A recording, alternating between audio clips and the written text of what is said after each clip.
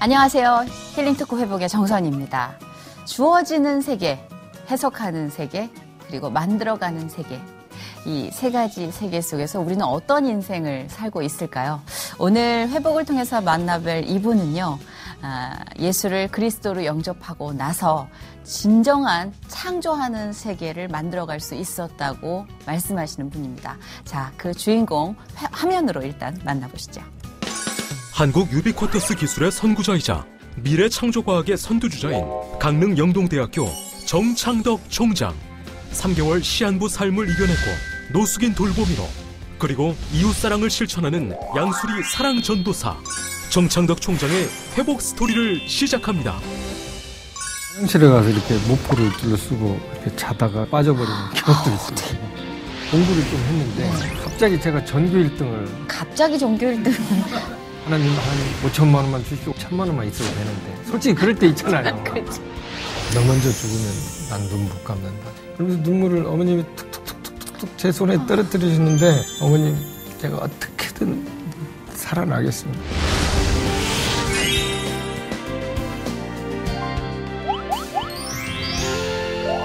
네, 강릉 영동대학교의 정창덕 총장님 나오셨습니다. 어서 오세요. 네. 반갑습니다. 몇백 명 있는 것 같죠, 총장님? 네. 지금 스텝 딱 3명 있는데 300명 분량으로 소리를 쳐주시네요. 예, 왠지 총장님 하면요, 느낌이 저희 학교 다닐 때 총장님 얼굴 잘 못 뵀거든요. 그래서 제가 졸업하고 이렇게 방송 일하면서 나 출세한 거다 감사한다라고 생각한 게, 감히 제가 대학교 총장님들을 만나서 인터뷰를 할 수 있다니 너무 할렐루야한 거죠. 근데 총장님은 좀 되게 부드러운 포스세요. 원래 이제 저도 시골 출신이고요. 아까 이제 꺼봉이란 말도 들었지만 또 시골 농부 이런 말도 들었고, 옛날에 어디 가니까 총장이 대단한 건 아니고요. 어느 사무총장, 어느 협회 사무총장이었는데 그분한테 총장님하고 저는 교수님 그러더라고요. 그런 일도 있었습니다. 그 총장님께서 학교로 이제 딱 들어가신 이후로 학교가 많이 바뀌었다고 하는데 어떠세요? 어떤 변화가 제일 먼저 꼽을 수 있을까요? 일단은 이제 전임 총장님들이 잘 하셨고요. 예. 저는 이제 첫째는 이제 인성, 학교의 인성 교육이 참 중요하겠다라고 그쵸. 생각해서 학교에 이제 건강 캠퍼스. 왜냐하면 요즘에 이제 대학생들이 또 흡연이라든지 이런 학생들이 꽤 많아요. 네, 그래서 또 학교 약간의 폭력이라든지 네네. 그런 걸 방지하고 또 인사성 같은 거라든지 어찌됐든 이런 인성 쪽하고, 네. 두 번째는 이제 요즘 이제 대학들이 좀 차별화가 돼야 되거든요. 특성화라고 그러거든요. 그렇죠. 저희는 이제 의료관광 쪽이 특성화인데, 그래서 또 강릉이라는 특수 이미지가 있습니다. 네. 그러니까 관광객들이 많이 오잖아요. 네. 그럼 관광객들이 왔을 때 보고만 가는 게 아니라 뭔가 힐링할 수 있도록 뭔가 해야 되지 않느냐. 그래서 산림청장님이 많이 도와주셔서 산림복지학과를 제가 가서 이제 최초로 만들었습니다. 그 환경적으로 무시 못할 요소예요. 그렇죠. 그렇습니다. 주변이 다 산림과 관계가 있으니까. 맞습니다. 그쪽에는 산이 엄청 많으니까. 이제 좀 산을 살려야 됩니다. 네. 네, 우리가 너무 깎아먹었어요. 네. 그렇죠. 미래 꿈나무들에게 좀 희망을 걸어볼 텐데, 제가 총장님에 대해서 좀 뒷조사를 했습니다. 제가 좀 알아봤는데요. 1960년 전북 임실 출생이시고요. 카이스트 대학원에서 경영정 박사학위를 받으신 경영 박사학위랑 경영정 박사학위는 무슨 차이예요? 이제 경영학에다가 네. 첨단 이런 IT가 융합된 그거를 이제 경영정보 이렇게 얘기를 합니다. MIS라고도 하죠. 그렇군요. 네. 경영정보 박사학위가 그렇게 IT랑 합성이 된 거군요. 네, 경영하고 융합이라고 그러거든요. 네네, 융합. 그렇죠.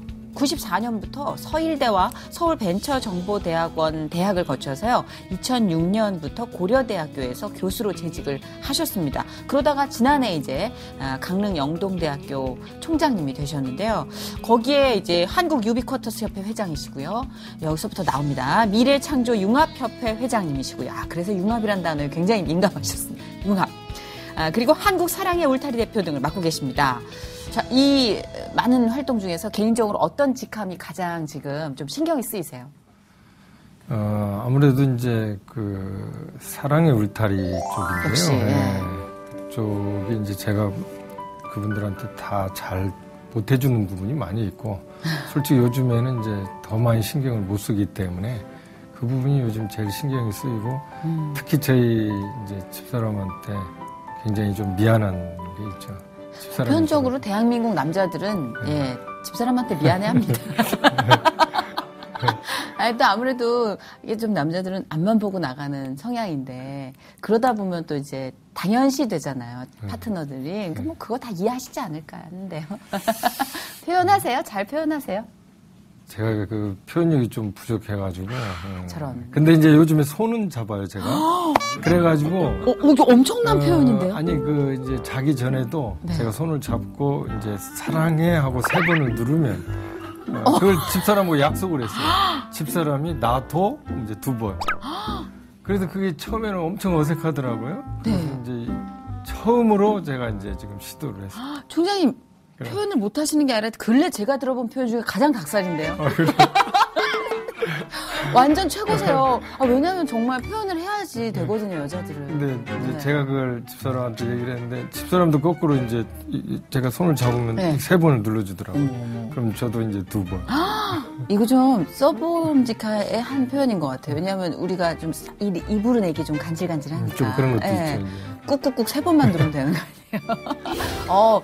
참고하겠습니다. 이게 많은 분들한테 알려드릴게요, 제가. 악수하면서 하면 되니까. 그렇죠. 한번 해보죠. 예. 샘플로. 네네. 이렇게. 이렇게 실수까지 저희가 시켜드렸으니까 여러분 참고하시기 바랍니다. 부부 사이에 뭐 큰 거 없습니다. 그죠?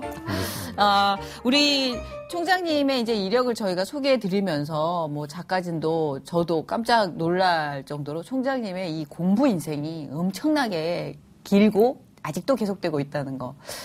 제가 아까 그랬잖아요. 공부를 즐기시나 봐요. 제가 네, 좋아하세요? 어떻게 보면 이제 공부를 못해서 어떻게 보면 예? 공부를 하게 된 거죠, 사실은. 다 그렇게 출발합니다. 네. 공부를 못해서 출발합니다만 이렇게까지 되시지는 못하잖아요. 제가 이제 5학년 때까지 공부를 네. 잘 못했거든요, 사실은. 거의 중간도 정말 못 따라갔습니다. 초등학교 5학년 때까지는? 초등학교 5학년 때까지. 그러세요? 그래서 이제 초등학교 담임 선생님이 공부도 못하고 또 그때 이제 설상가상으로 저희 아버님이 돌아가셨고 그러니까 저희가 7남매인데 뭐 아무것도 할 수 있는 게 없잖아요. 저를 그 목사님한테 저를 맡겼는데 그 목사님이 희망을 주시고 그래서 이제 공부의 출발점이 된 거죠. 그러셨구나. 그러면은 이제 초등학교 한 이제 5학년 뭐 중학교 때부터 본격적으로 공부에 매진을 하셨겠네요. 근데 문제는 제가 중학교 갈 수 있다는 희망이 없잖아요. 집안 형편이. 그런데도 공부를 조금 했는데 성적이 조금 올라가니까 학교에서 이제 반장을 시키더라고요. 이제 문제는 이제 중학교를 못 가죠. 이제 그러니까 아무리 제가 뭐 반장을 하고 뭘 한다 해도 희망이 없는데 그래서 제가 막바로 중학교를 들어간 게 아니라 이제 서울의 병마개 공장으로 저희 이제 선배 형님들하고 가게 된 거죠. 병마개 공장이요? 네. 병마개를 만드는. 네, 옛날에 이제 이렇게 코르크마개 그쵸. 이렇게 해서 이렇게 비닐하고 이렇게 캡이 쓰여 있는 옛날에 그 술 같은 게 이제 뭐 법주나 뭐 이런 거 보면 다 이렇게 코르크마개. 정종 같은 거. 네, 정종 청주, 같은 거. 그런 마개를 만드는 공장. 그 어린 나이부터 그럼 이제 학업하고 일을 병행하기 시작하신 거네요. 네, 그렇습니다. 그러니까 일단 서울에 올라갔는데 제가 6명이 올라갔는데 제가 나이가 제일 어리고 아이고. 거기 이제 병마개 공장 가니까 이제 한 20명이 이제 있는데 뭐 저는 이제 하루 종일 이런 원판 같은데 이렇게 병마개가 이렇게 이제 돌아가면 이렇게 기계로 누르는 게 있어요. 하루 종일 이걸 올려놓는 겁니다. 위에다가 이렇게. 네. 예. 그래서 그거를 하는데 너무 힘들더라고요. 너무 힘들다는 게 뭐냐면 이거는 이제 일은 괜찮은데 잠을 못 자니까 밤 12시까지 일하고 뭐 새벽 3시, 4시에 막 깨우고 그러니까 뭐 지금도 제가 제일 기억나는 거는 너무 잠이 자고 잠이 자고 싶어가지고 그때 많이 잘 때인데 또. 네. 그래서 그 화장실에 가서 이렇게 모포를 둘러쓰고 이렇게 자다가 그냥 화장실에 빠져버리는 경우도 있어요. 그땐 또 빠지는 화장실에. 거기 공장장이 저를 안 건져줬으면 저는 죽었죠, 사실은. 어머, 세상에. 네. 그 아주 충격적인 일이 그때 있었습니다. 그 옛날에는 그 한 번 이렇게 빠지고 나면 애들이 알았잖아요. 네. 독에 막 그렇습니다. 몰마서. 예. 네. 어찌됐든 그 잠을 못 자니까요. 힘들고. 그래서 이제 우리 그 고향 선배님 한 분이 그 달룡이라는 선배님이 있어서 이름도 안 잊어버리는데. 정말 고향 선배님 같아요. 네. 달룡이 선배님. 그 밖에서 저희들을 이제 보더니 너희들 이런 지옥 같은 데 있지 말고 다 나와라. 빨리 도망 나와라. 네. 취직시켜주겠다. 네. 그래가지고 저희를 이제 용산역 앞에 삼풍여관, 제가 이름까지도 기억이 나는데 그 네. 여관으로 저희를 데리고 간 겁니다. 네. 6명을. 가가지고 너희들 지금부터 그 호텔하고 여관 뽀이로 취직시켜주겠다. 그건 뭐예요? 옛날에 이제 뽀이 있잖아요. 뭐 이렇게. 뽀이. 예. 네. 뭐 표현을 제가 호객행위 이렇게 하는. 그 호객행위 하는. 그래서 그 다른 이제 선배님들은 갔어요. 왜냐면은 거기가 그때 돈을 많이 번다고 그래요. 그리고 가운을 저희한테 딱 한 벌씩 이렇게 해주는데 네. 그때 돈으로 그리고 뭐 2,000원인가 이렇게 주는데 엄청 큰 돈이었어요. 그러니까 다른 형들은 이제 갔는데 저는 이제 그때 가만히 생각해 보니까 그 목사님 말씀이 늘 생각이 나는 거예요. 교회에서 그 성경 말씀 드렸던 게 이제 좁은 길로 가라. 좁은 길로 가라. 지금 이제 그게 좀 더 해석이 되는데 우리가 이게 넓은 길이다 할지라도 이 포장도로다 할지라도 그게 어떤 사람은 남몰래 즐기는 쾌락이 될 수도 있고 뭐 자기 탐욕이 될 수도 있고 즐기는 쾌락이 될 수도 있고 뭐 그쵸. 어떤 분은 돈과 명예가 맞아요. 분에 넘치는 뭐 이런 게 될 수도 있지만 끝이 안 좋으면 우리가 안 가야 되잖아요. 근데 이제 좁은 길 비포장도로 같은 데가 힘들고 어려운다 할지라도 그 끝이 영생이고 보람이고 가치라면 우리는 그 길 가야 되는데 아멘. 그때 그 목사님이 그 좁은 길 그 얘기를 자꾸 하시더라고요. 그게 그 어린 나이에 좀 이제 생각이 난 거예요. 그래서 내가 이게 힘들지만 좁은 길일 수 있다. 그래서 다른 형들은 다 갔는데 이제 저는 그냥 다시 그 병마익 공장으로 되돌아간 거죠. 그때 공장장님한테 공장장님이죠. 네. 뭐 그때는 뭐 엄청 맞았습니다. 일단. 그때 또 그렇게 애들 고용하고 때리고 이런 게 대표로 너무 맞은 옛날이니까. 거죠. 다 도망갔다가 어떻게 근데 대표로 진짜 들어갔다 그래가지고. 다시 돌아왔으면 좀 기특하다고 좀 해주시지. 그런데 어찌됐든 지금도 제가 가끔 그 얘기를 하는데 친구들 만났을 때는 네. 정말 어떤 때는 소름이 끼칠 정도로 그때 제가 판단 한 번만 잘못했으면 내 인생이 어떻게 됐을까. 그렇네요. 왜냐하면 그때 당시 우리 선배님들은 참 좋은 분들이었는데 그 길로 가서 돌아가신 분도 계시고 또 어떤 이제 술집을 하시는 선배님도 계시고 그러는데 뭐 저는 이제 그 직업을 가지고 얘기하는 게 아니라 그 제가 원했던 공부를 못했겠죠. 그렇죠. 그게 이제 저한테는 제일 중요한 이제. 네. 지금도 뭐 그 생각을 하면 정말 아찔하다는 생각. 그때 당시에 이제 다시 공장으로 돌아가셔서 이제 일을 하시면서 또 학업도 병행하셨잖아요. 공부도 해야 하시고. 근데 중고등학교가 또 그때 당시는 좀 길이 멀기도 하지 않나요? 네. 그래서 이제 네. 그때 이제 병마익 공장에서 하느님 은혜로 어찌됐든 네. 1년간을 이제 견디고 그리고 나서 이제 관천중학교를 들어갔죠. 네. 관천중학교를 들어갔는데 그때 당시는 이제 그 극빈자 뭐 이런 게 있었습니다. 제가 거기서 뭐 돈을 조금 벌었지만은 그래도 저희 집에서는 뭐 돈을 댈 수 없는 형편이 돼서 극빈자가 됐는데 갑자기 학교 너무 힘들어가지고 학교 이제 생활을 좀 열심히 해야 되겠다 생각해서 공부를 좀 했는데 네. 갑자기 제가 전교 1등을 한번 하게 된 겁니다. 그래서 총장님 갑자기 전교 1등. 이게 이제 정말입니다. 이거는 갑자기 그래서 이 학교가 난리가 났어요. 왜냐하면 병마익 공장 갔다 오더니 이게 천지개벽이 일어났다. 그래서 심지어 농담으로 어떤 부모님들은 야 이거 애 병마에 꼭 보내야 되는 거 아니냐 이런 전설 같은 얘기가 이제 아니 어떻게 그렇게 1등 전교 1등을 밤새고 공부하셨구나. 그때 교회 가서 늘 제가 이제 집에서 이렇게 메모를 해가지고 교회 가가지고 성경 공부하면서도 사실 공부도 하고 그 다음에 이 메모를 보고. 네. 그리고 이제 그 주일날도 주일은 빠지지 않아야 되겠다라는 생각에 이제 뭐 풀도 하고 나무도 하고 정신없이 바쁘지만 저희 집에 이제 누가 그런 거 할 사람이 없잖아요. 그래서 그 메모를 한 거를 교회 가서 늘 보고 그걸 기도하고 뭐 그랬던 게 저한테는 이게 지금 일반인들은 이해가 안 될 텐데 네. 저는 경험을 했거든요. 그래서 요즘 제가 우리 학생들한테도 뭐 일주일에 공부 어마어마하게 한다고 해서 다 잘하는 게 아니라 네. 하나님이 주신 은혜도 있다, 지혜도 있다. 맞아요. 이거는 제가 경험자잖아요, 사실은. 그런데 여하튼 이제 그런 게 많이 계기가 됐고 네. 또 사실은 내가 이제 교회에서 뭐를 봉사해야 되니까 공부를 더 열심히 해야 된다라는 그런 이제 다른 사람들은 예를 들어 1시간 할 걸 저는 2시간 더 해야 된다. 뭐 이런 것도 있죠. 갑자기가 아니네요. 그러니까 이제 갑자기 하나님 은혜 줬고 갑자기 노력을 했고 갑자기 이제 교회에서 또 그런 또 역사가 일어났고 뭐 이런 거죠. 근데 그렇게 열심히 공부해 전교 1등도 하시고 그러면 이제 그때야말로 유망주다 뭐다 막 이제 공부 쪽으로 굉장히 추앙을 받을 텐데 왜 대학교를 안 가시고 취업을 결심하신 거예요? 그러니까 이제 그때 공부를 조금 잘하게 되니까 이제 학교에서 반장을 하면서 학생회장을 뭐 이렇게 시켜주시더라고요. 네네. 그랬는데 문제는 제가 이제 형편이 안 되니까 저희 가정 형편이 고등학교 들어가는 건 이제 불가능한 거거든요. 그래서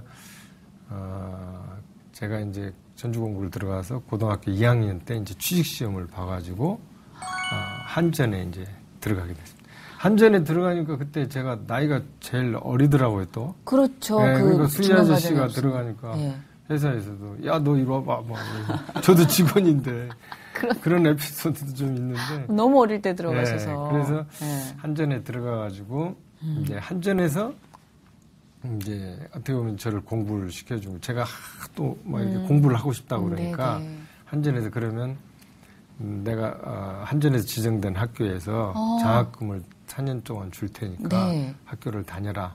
그래가지고 이제 제가 대학을 가게 된 거고. 아니 결과적으로는 잘 된 거네요.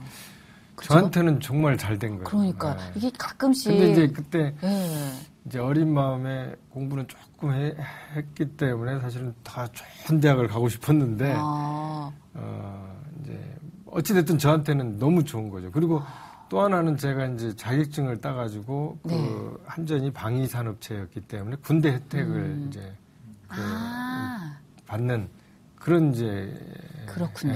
그렇게 돼가지고. 그러니까 이게 하나님 하시는 일은 1타 한 3피 이상은 되는 것 같아요. 그렇습니다. 그죠, 팀장님. 가끔씩 왜 이렇게 먼 데로 돌아가게 하시지? 막 그런데 그 안에 막 이만한 열매들이 주렁주렁 막 먹을 게 많은 것 같아요. 그 총장님 말씀을 들어보니까 다시 한번 또 궁시렁거리지 말고 잘 순종해야겠다라는 그죠. 인간이 생각하기엔 저게 더 화려하고 멋있는데 근데 굳이 이 길을 가게 하실 때는 이유가 있는 것 같아요. 그렇게 해서 이제 또 공부를 하시고 그 회사의 도움을 받아서 그야말로 또 탄탄대로의 길을 가시다가 어찌 보면 총장님은 좀 힘든 코스를 일부러 택하신 게 아닌가 싶을 정도로 이 시기에 또 유학을 가시죠. 그러니까 좀 편하게 좀 사시지. 라는 생각을 이제 감히 저희는 일반 사람이니까 합니다만. 제가 이제 그때 이제 85년 10월 달에 서울대학교에서 무슨 시험이 있다고 그래요. 네. 근데 이제 저는 서울대학을 안 나왔잖아요. 물론 자격도 없고. 그래서 정말 근데 한번 보고 싶은 거예요. 왜냐하면 정부하고 한전에서 외국을 보내준다고 하는데 한번 가고 싶은 거예요. 이제 밤에 일하고 낮에 가가지고 거기서 이제 조금 공부를 조금 하기 시작했습니다. 그리고 이제 외국어 같은 경우는 제가 학원을 못 다니니까 시간이 안 되니까 지금도 기억이 나는데 그 일본 은행에 있는 어떤 그 여성분인데 저보다 나이가 많은 그때 당시 누나분인데 그분한테 이제 점심시간에 빵을 좀 사드리면서 이제 일본어를 조금 이제 이렇게 왜냐하면 이제 시험 보는 것도 있지만 이게 듣는 것도 있기 때문에 듣는 거는 제가 어디서 들어본 일이 없으니까. 네. 근데 그 누나한테 정말 많이 혼났습니다. 근데 그 누나 정말 이거 혹시 이 방송 듣고 지금 한번 네. 뵙고 싶은 고마운 분인데 그 정도로. 정말 제가 정말 혼나기도 많이 했고 참 그 개인 교수 혼내기가 쉽지는 않은데. 왜 그렇게 고등학교 못하냐고 뭐라고 그러도 하고 근데 그게 참 되게 감사하네. 왜냐하면 저는 일본어를 배워본 일이 그렇죠. 없기 때문에 근데 어찌됐든 그 감사하죠. 그래서 그렇게 이제 공부를 했는데 어찌됐든 하나님 은혜로 85년 10월 달에 2명을 뽑는데 제가 2등으로 합격을 했습니다. 그래서 지금 그 제작진이 그 누님 성함이 어떻게 되시나요? 그 이름을 잊어버렸어요. 근데 제가 하도 오래돼가지고 이게 어쨌든 얼굴이 어렴풋이 예. 이렇게 그러는데 감사한 마음이 남아있으면 된 거 아닙니까? 네. 예, 그 어딘가에서 들으실 거라고 믿습니다. 바람결에 전해 들으시겠죠. 하여튼 그 공부를 그분들 덕분에 뭐 제가 네. 많은 도움을 받았죠. 네. 그래서 거기 이제 합격을 해가지고 예. 이제 일본에 가게 된 겁니다. 근데 이제 일본에 가서 정말 저는 세상에 이렇게 놀랄고 또 놀랄 일을 본 거예요. 일본에 가서. 어떤? 그러니까 이제 잘 아시겠지만 그때 당시 가보니까 일본이 뭐 지금의 이제 우리 노래방 같은 게 뭐 이렇게도 많이 있지만 그때 그런 것들도 있지만은 그쵸. 또 하나는 이제 문화 자체가 이제 틀린 거죠. 지금 뭐 예를 들면 지금 우리 마트 같은 거라든지 네. 뭐 이런 걸 보고 저는 이제 뭐 무슨 마트나 노래방 이런 게 중요한 게 아니라 우리하고 문화 차이가 너무 나면서 야 이거 정말 우리나라가 이거 따라잡으려면 최소한 15년, 20년 걸리겠구나. 막 그런 문화적 충격이 이제 온 거죠. 그때 이제 더 공부해야 되겠다는 이제 자극을 더 받은 거죠. 그러시군요. 사실은. 그렇게 일본 유학 생활을 하시고 나서 또 공부를 하셨다고 들었어요. 예, 그래서 총장님. 예, 거기 갔다 어떤 공부를 와서 또? 이제 경영정보 이제 뭐 이런 쪽에 그 아까도 IT랑 칼- 융합된. 융합된 네. 거를 이제 좀 더 하고 싶어가지고 이제 공부를 하게 됐는데요. 내가 이게 대한민국에 뭔가 한번 이정표를 좀 만들고 싶다. 막 이런 생각을 가지게 돼서 이제 한국 창조성 개발학회를 제가 이제 만들었습니다. 그건 어떤 학회인가요? 그거는 이제 주로 아까 제가 말씀드린 대로 이제 융합이죠. 이제 기존에 있는 것을 융합을 해서 어떤 창조적인 것을 새로운 기업은 만들어내기도 하고 또 개인은 그 창조성을 개발을 해가지고 새로운 능력을 펼치는 잠재력을 새롭게 끌어내는 뭐 이런 거를 학회를 통해서 한번 연구도 해보고 실증을 해보자. 그러니까 자기가 하는 일에다가 어떤 창의적인 발상 기법이라는 걸 플러스로. 융합을 해서 창조적인 어떤 걸 만들어내는 새로운 거. 사람들이 각 분야에 나오게 한번 해보자라는 예. 취지의 이제 한국 창조성 개발학회죠. 그래서 굉장히 무역센- 발전적인데요. 네, 그래서 무역센터에서 이제 그 세미나를 했는데 저희가 이제 뭐 일본의 그런 창조성의 대가들도 물론 이제 모셔오기도 하고 그랬는데 이제 무역센터에서 그걸 세미나를 했는데 사람들이 굉장히 많이 왔어요. 한 700명 정도가 왔어요. 네. 뭐 그래서 뭐 어느 그때 신문에는 제가 기억이 나는데 타이틀이 뭐 창조성 개발 없인 선진국 요원하다 뭐 이런 타이틀도 달아주고 네. 뭐 그러니까 이제 제가 이게 이제 야 이거 뭐 해볼 만하다. 그렇죠. 뭐 그리고 이제 여기서 실명을 거론할 수 있죠. 뭐 큰 기업에서 네. 와가지고 자기들 무슨 학습법을 하는데 컨셉을 이쪽으로 잡고 나가겠다. 뭐 이렇게 해가지고 그때 사실 돈도 많이 벌었죠. 이제 제가. 그러셨구나. 근데 그러면은 사실 진짜 공부한 보람을 느낄 때였던 것 같기도 한데 그때 당시에 연세가 어떻게 되셨어요? 그때 이제 96년도 쪽이니까요. 네네. 제가 이제 37 거의 됐을 때고. 네. 저는 그때 금촌댁네 사람들하고 있었어요. 그리고 꽁 타고 있었습니다. 그때 아주 그냥 파밭에서 그러고 있을 때 교수님께서, 청장님께서 그냥 세계적으로 이름을 날리고 계셨던 거죠. 뭐 세계적으로까지는 아니지만은 이제 그때 좀 주목은 받았었죠. 그러니까요. 이제. 그래서 이게 이제 국내보다는 특히 이제 미국이나 일본에서 야 이게 뭐냐 우리도 이제 이런 거 하는데 뭐 새로운 걸 융합을 해가지고 뭔가 새로운 걸 막 자꾸 뭐 만들어낸다고도 하고 뭐 네. 하는데 이 연구가 도대체 뭐냐. 그래서 이제 제가 일본에 초청을 받아가지고 아이고. 일본에서 이제 특강을 해달라고 네네. 이제 갔었죠. 이제 갔는데 사실은 그 전에부터 제가 좀 감기 기운이 있었어요. 몸이 조금 안 좋았어요. 네네. 사실은 한 달 정도 가까이를. 네. 근데 일본에서 제가 자꾸 기침도 하고 막 몸이 안 좋은 것 같으니까 네. 일본 병원을 가자고 그러더라고요. 네네. 몸이 이상하다. 자꾸 병원에 가보자. 근데 제가 패 끼치기가 싫어가지고 네. 새벽에 제가 편지를 써놓고 급히 이제 한국으로 귀국을 했습니다. 네. 그때 저희 집이 이제 용두동 서울에 아, 저희 아내가 그때 당시 이제 회사를 하고 있었을 때입니다. 네. 그래서 이제 거기 집에 와가지고 아침에 그날 주일날이었습니다. 이제. 아침에 이렇게 일어나는데 조금 컨디션은 안 좋죠. 이제 그때 이제 우리 경희대 이성우 차장님이 아침에 갑자기 저희 집에 와가지고 요즘 이 얘기 들으니까 몸이 안 좋다고 그러는데 우리 경희대 병원에 가서 진찰 좀 받아보자. 하고 이제 저를 경희대 병원으로 데리고 갔죠. 진찰을 쭉 하는데 이제 거의 하루 종일 뭐 검사를 받았습니다. 네네. 근데 밤 이제 그 저녁쯤 가까웠는데 의사 선생님 오시더니 고개를 갸우뚱갸우뚱 하시더라고요. 그래도 간호사분이 오시더니 이렇게 표정이 그러면 뭐 이러시더라고요. 그러다가 저를 갑자기 지하에 이제 그 비닐방 같은 데다 집어 아이고, 넣더라고요. 무균실 아니에요? 무균실입니다. 그래가지고 갑자기 지하로 이제 제가 네. 간 거죠. 가서 저는 이제 영문도 모르고 네. 이게 도대체 왜 그러는가. 이게 몸은 멀쩡하거든요. 근데 이제 조금 있더니 이제 저희 친척들이 막 울고 오는 거예요. 저희 형님도 울고 오고 저희 뭐 집사람도 막 울고 오고 저희 동생들도 막 울고 오는데 그 동생이 이제 오더니 형님 왜 그러냐 그랬더니 네, 준비하십시오. 뭘 준비하느냐. 형님 3개월 이상 넘기기 힘들답니다. 또 뭔데? 그랬더니 급성 골수성 백혈병이랍니다. 백혈병. 저는 뭐 정말 충격이었고 글자 그대로 뭐 뒤통수를 뭘로 맞은 이제 그런 느낌이었죠. 이제. 내가 멀쩡한데 왜 내가 죽는다니 이게 무슨 말이냐. 네. 야 이건 말이 안 돼.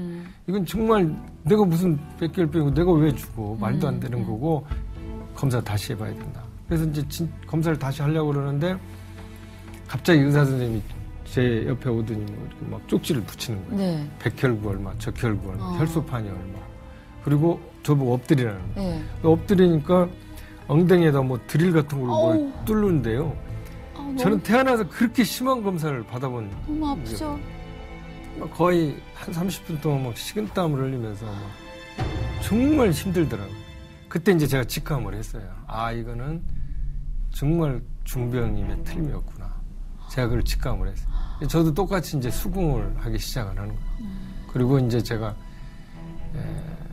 무릎 꿇고 이제 기도할 수밖에 없더라고요. 희스기처럼. 하나님, 살려주십시오. 하나님, 제가 사람만 난다면, 아까 미국에서 그 목사님 얘기했던 대로 좀 목회도 하고, 막, 하여튼 사랑도 베풀고 다 이런 거 하겠습니다. 막 그렇게 기도를 하는데, 하나님이 그 말에 속을 뿐이 아닐 것 같아요. 기도를 하는데, 하나님 아니, 이 와중에 지금 웃으면 안 되는데. 네. 너무 알겠어가지고. 네, 맞아요. 네, 그런데, 그래서요? 제가 기도는 했지만은, 저도 요즘에 우리 그 학생들한테 그런 얘기를 하는데, 자기가 기도를 하지만, 사실 자기가 자기를 알아요. 옛날 우리 어르신들 그러잖아요. 내가 이러다 병나지, 그러다 병 나잖아요. 네. 그 성령님이 도와주시는 거거든요. 그래서 저도 제가 그때 당시를 엄격히 분석해 볼 때 임시적으로 그걸 완전히 탈출하고 싶은 그런 느낌이 내가 진정한 하나님에 대한 어떤 회개도 없었고 사실은 이제 이런 입장이라고요, 사실. 그래서 제가 요즘에도 그런 얘기를 하는데 기도를 하다 보면 내가 바뀌든지 환경을 바뀌든지 우리 그런 거 있잖아요. 기도하면서 하나님 5천만 원만 주십시오. 5천만 원 주십시오. 아닌데 1천만 원만 있어도 되는데 솔직히 그럴 때 있잖아요. 그렇죠. 기도를 그래서 저는 네. 그래서 기도가 중요하다고 하는데 기도를 계속 하다 보면 내가 바뀌든지 아니면 환경이 바뀌든지 저는 옛날에 오죽하면 제가 우리 학생들한테 저희 옛날에 시골에 사선대에 가면 그 물이 있어요. 네. 그 흙탕물에 이제 물고기가 안 보이더라고요. 네. 근데 그 흙탕물이 쫙 가라앉으면 어렸을 때 요즘 같은 때 이제 수영하러 가가지고 그 물이 쫙 가라앉으면 고기가 보이더라고요. 어쩌면 이 기도하다 보면 내가 불순물이 많거든요, 사실은. 그런데 이제 쫙 기도하다 보면 이게 가라앉으면 내 문제의 본질이 보이는 것 같아요. 요즘에 내가 그 기도에 대해서 제가 옛날에 무슨 책도 좀 써보고 그랬지만 이 기도에 대해서 그렇게 심각하게 생각을 못 했는데 요즘, 아니 어떤 때는 제가 쓴 책도 제가 또 읽어보면 제가 이거 썼나 안 썼나 또 이런 것도 있더라고요, 사실. 아니, 제가 그때 그 파워전도라는 책을 쓰면서. 네네. 그러면서 거기다 그런 비슷한 글이 있는데도 이제 최근에 읽어보니까 이제 그거 받고 제가 또 은혜를 받았는데. 그래서 흔적은 계속 남아야 돼요. 어찌됐든 이제 그런 순간이었는데 하나님 네. 이 말을 속을 뿐이 아니다라는 판단이 딱 쓰는데 네. 그때 이제 아까 그 백제약국 저를 도와줬던 네. 그 분들이 오셔가지고 병원을 빨리 옮기자. 물론 경희대 병원도 훌륭한데 네. 여의도 성모병원에 이제 백혈병 환자들이 많다더라. 그래서 이제 제가 병원을 이제 옮기게 되는데 가다가 제가 이제 감염이 된 거죠. 감염이 됐다는 거는 제가 지금은 이제 이렇게 물을 마시잖아요. 네네. 근데 이제 물론 이제 여기에도 뭐 균이 많이 있을 겁니다. 네. 그런데 죄송합니다. 제가 물을 마실 때 이 균이 있는데 제가 이제 뭐 서베일런 세포, T 세포 뭐 이런 이제 이런 이제 처음에 하나님께서 우리를 만들 때 네. 이런 이제 균을 죽일 수 있는 그런 면역력이 있죠. 예. 근데 제가 그때 당시는 이미 병원으로 옮길 때는 이렇게 물만 마셔도 감염될 수 있는 면역 상태가 거의 다 떨어졌어요. 최악이었을 때네요, 면역 상태가. 네. 그러니까 가다가 감염이 돼가지고 이 편도가 이렇게 부어버리고.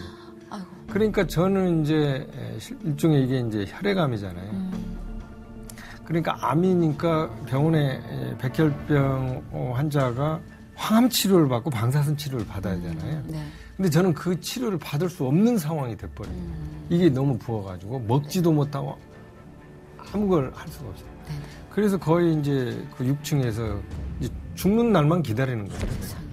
그래서 이제 거의 일주일 지나고 거의 막 희미하게 이제 죽어가는데 저희 어머님이 이제 오셔가지고 제 손을 이제 잡고 어머님이 그때 몸이 안 좋으셨거든요.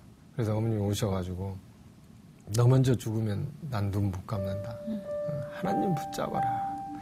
그러면서 눈물을 어머님이 툭툭툭툭툭 제 손에 떨어뜨리시는데 제가 희미하지만 뭐 뜨거운 이렇게 뭐가 툭툭툭툭 손에 떨어지는 걸 제가 이제 느꼈어요. 이제 그러면서 이제 제 마음속에 하나님 살려주세요. 그리고 하나님 어머님 제가 어떻게든 살아나겠습니다. 어떻게든 살겠습니다. 정말 마음이 찢어지는 것 같은 느낌이었어요. 왜냐하면은 이제 다른 어머님들도 다 소중하지만 저는 어머님이 각별했던 거는 어머님이 이제 제가 중학교를 못 간다니까 초등학교 졸업 때 저를 병마약 공장 가기 직전에 저를 데리고 다니면서 동네 분들한테 얘 좀 가르쳐 주세요. 얘 좀 가르쳐 주세요. 얘 중학교 좀 입학시켜 주세요. 그런데 그러다가 저희 동네 분한테 어머님이 따기를 맞았어요. 그래가지고 네 자식 가르칠 생각 말고 빛이나 갚아라. 제가 그때 어렸을 때 그걸 보고 어머님 제가 이 다음에 정말 성공해서 돌아와서 쌀밥에 미역국 어렵시 잡수게 해드리겠습니다 하고 제가 그날 밤에 그 저희 신장로에 플라타나스가 쭉 있는데 5그루에다가 제가 썼어요. 어머님 제가 반드시 성공해서 돌아오겠습니다. 그렇게 쓰고 제가 갔던 전데 제가 먼저 죽는다고 생각하니까 저는 정말 그때 그 어머님이 말씀을 안 하시면서 눈물을 툭툭툭툭 떨어뜨리시면서 너 먼저 죽으면 안 된다. 하나님 붙잡아라. 그런데 저는 태어나서 그때 처음으로 울었어요. 탕자의 심정이었어요. 아버지여 이 한마디에 제가 다른 말이 필요 없어요. 거기에 회개가 있고 결단이 있고 각오가 있는데요. 제가 딱 그 심정이었어요. 정말 탕자의 심정. 내가 언제 우는 자는 복이 있다고 해서 그 거룩한 우는 초자연적인 울음을 내가 언제 죄인이라고 울어봤고, 내가 언제 이웃을 사랑하기 때문에 울어봤고, 언제 내가 하나님 사랑한다라고 골방에서 울어봤던가. 이게 저한테는 없었다는 게 저한테는 회개의 제목이더라고요, 그때 당시. 그래서 저는 계속 눈물만, 하나님 잘못했습니다. 주는 그리스도시요 살아계신 하나님의 아들입니다. 이걸 한 3번, 4번 외치는데요. 이건 일반인들은 못 믿을 거예요. 그리고 나서 제가 시간상 다 말씀드릴 수 없지만 한 일주일이 지났는데요. 제가 이 목이 뜨거웠다 찼다 막 조금씩 하더니 한 일주일 후에 이 목이 조금씩 좋아지기 시작했습니다. 저는 그때 하나님을 정말 체험 안 했어요. 그러면서 제가 이거는 말로 표현이 안 되는, 그러면서 시편 27편 말씀이 딱 생각이 나는 거예요. 내가 무엇을 두려워하려. 다윗의 그 고백이거든요. 그 많은 죽을 고비를 넘기고 나서 하나님이 도와주신 것을 체험한 그것, 저도 어렸을 때부터 지금 하나님이 엄청 도와준 거잖아요. 그걸 끄집어내서 다윗이 그 고백이 나온 거거든요. 내가 무엇을 두려워하려. 죽었다 살아난 그 고백, 그 순간순간마다 다윗을 지켜준 그 고백. 저한테도 얼마나 많은 그런 일들이 있었겠어요. 사살 일마다. 그때 이제 제가 어쨌든 편도가 조금 완전히 좋아지진 않았지만 좀 좋아지기 시작해서 의사 선생님이 어차피 이거 죽을지도 모르는데 항암 치료는 받고 해야 된다. 그래서 저를 이제 끌어올려가지고 이제 겨우 항암 치료를 받을 정도가 된 거예요. 정말 저는 그것도 감사하죠. 그래서 이제 제가 딱 병실에 올라갔는데 거기는 이제 백혈병 환자들이 한 방에 보통 6명씩 이렇게 있습니다. 이제 제가 딱 올라가자마자 저 앞에 있는 분이 막 막 그러시더라고요. 젊은 분인데. 그리고 이제 제 옆에 있는 분은 또 갑자기 연세가 드셨는데 그러니까 항암 치료를 받다가 뭐 장이 이제 내장이 녹았다고 일부가. 그래가지고 또 중환자실로 내려가고. 그러니까 뭐 제가 막 엄청 이제 두려운 거예요, 그렇죠. 사실 또. 네. 그렇죠. 제가 아무리 하나님의 은혜를 또 입고 올라왔어도 저도 이제 곧 이렇게 된다라는 생각에. 그리고 제일 제가 무서웠던 거는 하루에 좌욕을 3번씩을 하는데 문제는 먹지를 못하는 겁니다. 그러니까 먹지를 못한다는 의미는 뭐냐면 항암이 일단 딱 들어가게 되면 이게 무슨 맛인지 구분이 안 된다, 맛이. 그러니까 이제 지금은 기술이 많이 발달됐지만 이제 항암을 워낙 세게 친다고 그러거든요. 항암을 친다고. 네. 워낙 저는 편도까지 이러니까 항암 주사가 얼마나 그 저희는 여기를 찢잖아요, 이렇게. 그리고 얼마나 세게 쳤으면 제가 이게 먹는 것 자체가 이게 무슨 맛인지를 모르는 겁니다. 그러니까 막 억지로라도 먹고 토하고 막 먹고 토하고 너무 몸이 힘들고 특히 저도 힘들지만 저희 아내는 밑에서 이렇게 조그만한 이렇게 그 침대 같은데 마스크를 쓰고 거의 누워가지고 간호를 하는데 밤 12시면 체온재세요 그러면 일어나요. 새벽 4시 5시면 이게 또 비닐을 닦아야 되고. 그러니까 이거는 저도 저지만 저는 병실에서 부인이 도망가고 남편이 도망가는 걸 제가 눈으로 봤잖아요. 그러니까 나는 소설에서만 본 건데 너무 힘드니까. 그런데 저도 저희 아내한테 이거 정말 이게 몹쓸 짓이라는 생각이 드는 거예요. 그리고 저희 아내가 너무 힘들어하고 저희 아내가 그때 사업했을 때인데 애는 또 너무 어려가지고 뭐 애 돌보려 이거는 제가 너무 몹쓸 짓을 한다고 생각이 들어가지고 하루는 밤에 제가 나가가지고 정말 거기 병에서 밑으로 뛰어내리려고 몰래 나가가지고 이렇게 하려고 그러는데 저희 아내가 그냥 이 다리를 팍 잡으면서 애는 어쩌려고 그러는데 제가 그때 다시 병실로 들어와서 아니다. 내가 정말 그렇다. 내가 무책임하다 이거 내가 생각해도 내가 어떻게든 살아나야 돼.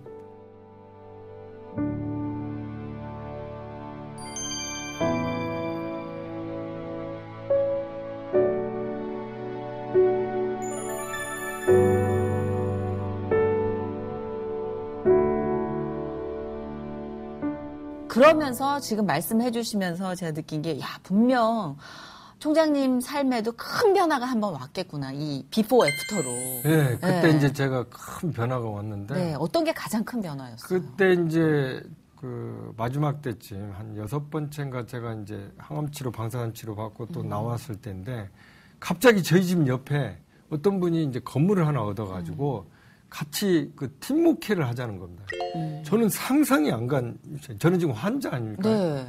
그래서 이제 거기서 그냥 이제 예배를 드렸어요. 네. 예배를 드렸는데 그때 이제 제가 환자다 보니까 네. 환자들이 조금 오게 되고 또 뭐 노숙자들이 오게 되고 또 일반인들이 오게 되는데 네. 저 일반인과 환자와 노숙자가 이제 섞여 있는 우리 치유교회가 된 겁니다. 그리고 이제 제가 그걸 이제 예배를 드리는 겁니다. 그러면서 그분들하고 같이 어차피 전도나 하자. 그리고 막 전도하고 그렇게 이제 저도 모르는 사이에 큰 변화가 막 일어나. 그러니까 지금 제가 이제 환자인지 뭔지를 지금 제가 구분이 안 되는 거예요. 그러게요, 제가. 지금. 네. 예. 그리고 어차피 또 죽을지도 모르는데 그냥 전도나 하고 죽자 하고 같이 있는 분들하고 막 전도나 하고 하다가 제가 병을 잊어버린 거예요. 성경에 마른 손 환자가 나오잖아요. 네. 마른 손 환자. 이분 석수장이거든요. 직업이 이거 진짜 이런 상태 아니에요. 네. 내 손을 밀어라 그러잖아요. 아니 지금 나도 먹고 살기 힘들고 아니 나도 지금 힘든데 이걸 밀으래요. 밀매 나았다라잖아요. 그러니까 나도 지금 환자예요. 힘들어요. 전도하래요? 봉사하래요? 하나님 일 하래요? 밀매 나았더라. 이 원리가 같은 거 아니에요? 어떻게 보면 정말 어떻게 보면. 그래서 저는 이게 제가 대단해서 문제가 아니라 하나님 말씀대로 이루어지는 거예요. 어떻게 보면. 그래서 막 전도를 하다가 제가 병을 잊어버렸고 병원에 갔더니 상태가 너무 좋아졌습니다. 할렐루야. 이렇게 된 거예요. 진짜 놀라운 게 오늘 말씀을 통해서 또 한 번 제가 깨닫게 된 게 우리는 이것만 다 해결되면요, 하나님. 건강만 다 낫게 해주시면요. 그리고 이 경제적인 문제만 넘게 해주시면요. 그때 봉사할게요. 그때 하나님 일 할게요. 라는 생각들을 많이 하잖아요. 근데 희한하게 하나님께서 아까도 말씀하셨듯이 투병 중에 뭔가 확실히 결론이 안 난 그 과정 중에 일으키시고 쓰시고 그걸 통해서 또 개인에게 그 기적의 완성을 보여주시고 그러니까 이게 너무 놀라운 것 같아요. 다시 한번 깨달았어요. 하나님이 과정 중에 계시는구나. 오늘 이렇게 힘든 걸음 정말 선뜻 해주셔서 너무 감사드리고 이 시간을 통해서 저희도 많은 도전을 받았습니다. 예. 준비하고 계신 것, 진행하고 계신 것, 앞으로의 비전까지 하나님의 축복 안에서 다 이루어지실 줄 믿습니다. 예, 건강하시고 행복하세요. 네, 고맙습니다. 감사합니다. 네. 가끔씩 힘들 때 우리가 투정 부릴 때 있잖아요. 왜 저한테요? 하나님 너무 힘들어요. 포기하고 싶어요. 왜 저한테 이런 힘든 길을 가게 하세요? 근데 오늘은 그런 질문들을 다 좀 안으로 넣어야 되지 않을까 싶을 정도로 어쩌면 삶의 가장 혹독한 시기를 겪었음에도 그 안에서 가장 눈부신 하나님의 축복을 읽으신 정창덕 총장님의 간증을 들었어요. 저도 많은 변화가 좀 느껴집니다. 여러분께 어떠셨는지 모르겠네요. 자, 힐링 토크 회복 여기서 마치겠습니다. 감사합니다.